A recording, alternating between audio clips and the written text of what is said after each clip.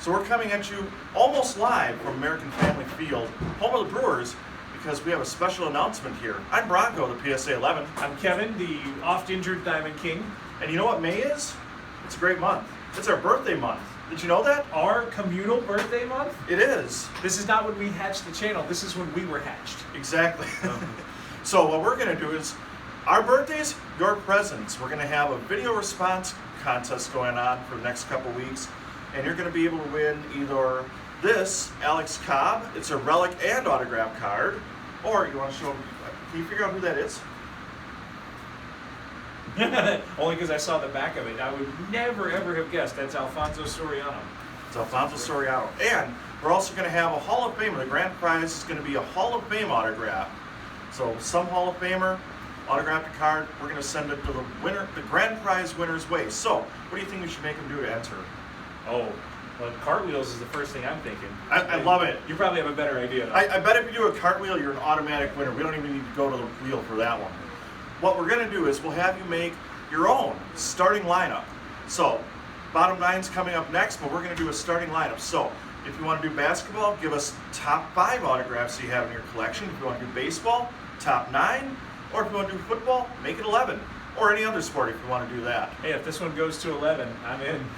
So, you have until, we'll get until Memorial Day. How's that sound? Memorial Day. You got till Memorial Day. So make sure you make that video between now and Memorial Day. Leave a comment on this video letting us know that you've entered the contest, and let us know what state you're from, because I want to make a map of people all over the globe, letting us know who's all watching and everything. Supporters of the channel. So you'll have a chance to win Alex Cobb, Alfonso Soriano, or a mystery Hall of Famer that I'm pretty sure you'll like. Now on to the bottom 9.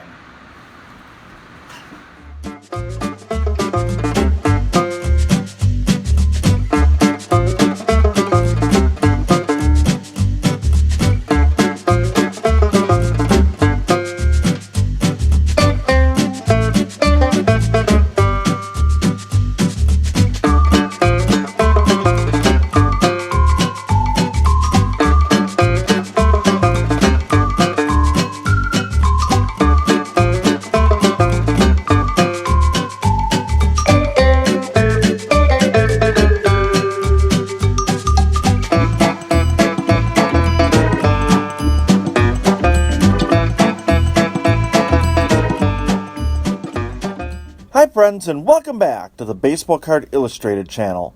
I'm Bronko, the PSA 11, and this is the Bottom 9, a weekly countdown series featuring the best and worst of sports, collecting, and pretty much anything else we find interesting. Before we get to this list, let me remind you that our Mystery Mondays giveaway is open until Friday at 11:59 p.m. Central Standard Time. So Kevin and I invite you to check out the video we shot at American Family Field, home of the Brewers, after this week's Bottom 9 and find out what you have a chance to win.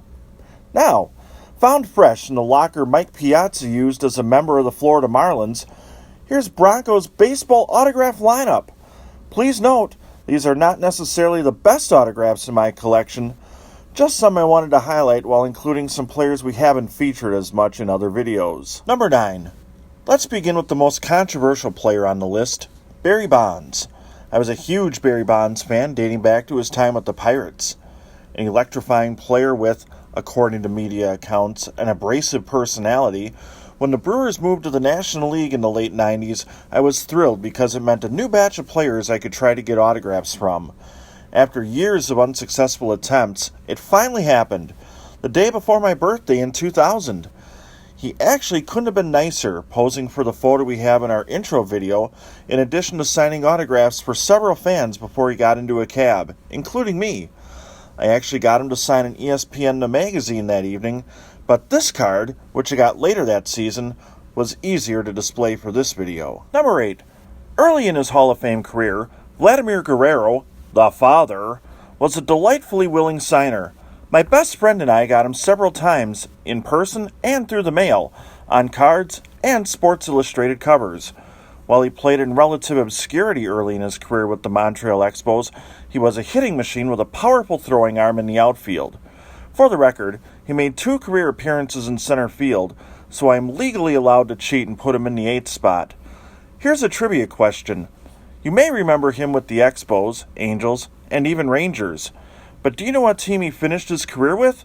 The answer is coming up later in the bottom 9. If I'm using number 7 on the list, I have to include a Baseball Card Illustrated Hall of Famer. John Elway was nice enough to allow one-time use of his spot so that we can include Rob Deere. He's depicted on this bobblehead celebrating while rounding the bases with his game-tying homer on Easter Sunday. It's one of the most iconic homers and moments in Brewers history, and I was able to get him to sign this prized collectible. Number 6. What Ozzie Smith was to defensive wizardry in the National League, Omar Vizquel was in the American League. He happened to play much of his career in the same league as my beloved Brewers, so I got to see him make the extraordinary seam routine in the field for the better part of 2 decades. While much is made of his work with the leather, Jose Mesa's favorite teammate could also swing the stick, as he was an important piece of the Indians lineup during Cleveland's rise to prominence in the 1990s. Vizquel has plateaued a bit in his bid to make the Hall of Fame, getting 49.1% of the vote in 2021, but I think he'll get there in time. Number 5. Troy Glaus is one of the better hitters of the early 2000s that you probably forgot about. I remember him mainly because he was one of the stars in my fantasy baseball dynasty, which won 6 titles in an 8-year stretch. The third baseman hit 30 or more homers 5 times, was a 4-time All-Star, won 2 Silver Slugger Awards, and was the World Series MVP in 2002. Number 4. Many of the players in my baseball autograph lineup are players I have a special attachment to because of on-field production or some type of other highlight. I have Pokey Reese on this team for a different reason. He is the player who hit the first foul ball I ever caught. On the final weekend of the 1999 season, Calvin Pokey Reese hit a twisting pop foul down the left field line.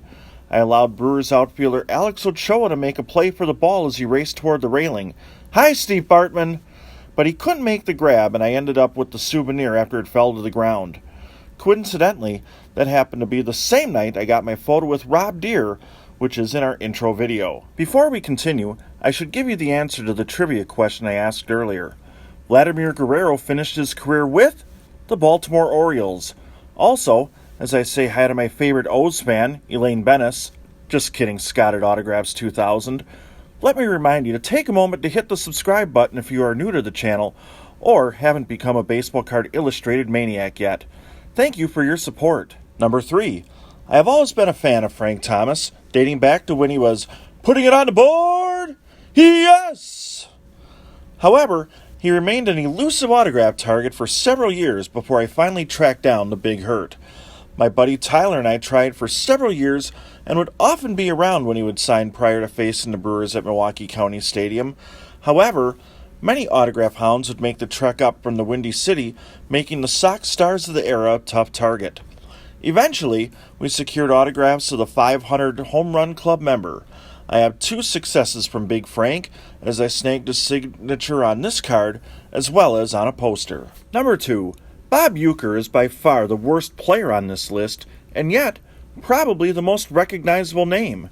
Known as Mr. Baseball, a nickname bestowed upon him by Johnny Carson, Ueck's celebrity status includes movie credits, notably the Major League series, television, he played George Owens on the comedy Mr. Belvedere, and commercials, as one of the Miller Lite All-Stars. A self-deprecating sense of humor has made fans laugh for decades, as he has served as the voice of the Brewers for generations, and he is immortalized at the team stadium with multiple statues, and obstructed view seats, sold on the cheap, are known as the Uecker seats. Number 1. There might not be a player in Brewers franchise history that made as much of an impact in as short a period of time as CC Sabathia. The left-handed pitcher was simply dominant after the team acquired him in 2008, going 11-2 in 17 starts with an ERA of 1.65. He played a key role in helping the Brew Crew break a 26-year playoff drought. He also threw a no-hitter during that stretch, although the Pirates' brain-dead official scorer gave a Pittsburgh player a hit on what was clearly an error on August 31st of that season. And that's the bottom 9, 'cause Bronco said so.